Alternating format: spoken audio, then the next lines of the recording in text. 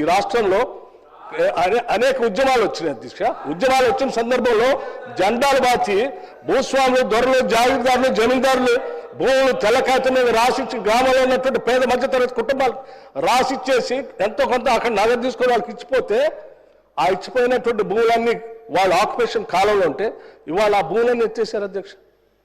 దశాబ్దాలుగా దున్నుకుంటున్నటువంటి భూములు కూడా హక్కు లేకుండా చేశారు అధ్యక్ష. వాళ్ళు ఎక్కడో అమెరికాలో ఉన్నటువంటి వాళ్ళు మరిచిపోయినటువంటి మేము ఎప్పుడో అమ్మేసుకున్నాం అంటే వాళ్ళు లేరు.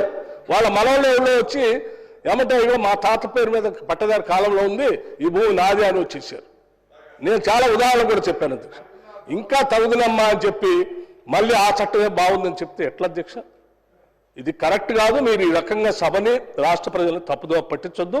మేము బాజాప్తగా కాంగ్రెస్ పార్టీ చాలా స్పష్టంగా ఎన్నికల కంటే ముందే చెప్పాం, ధరణిని బంగాళాఖాతాలు వేస్తాం, మారుస్తాం, ప్రజల పనికి వచ్చేటువంటి చట్టాన్ని తీసుకొని వస్తాం అని చెప్పి ప్రజలకి నచ్చజెప్పి వాళ్ళంతా ఒప్పుకున్న తర్వాతనే వాళ్ళందరూ ఓట్లేస్తేనే మేము అధికారంలోకి వచ్చాం.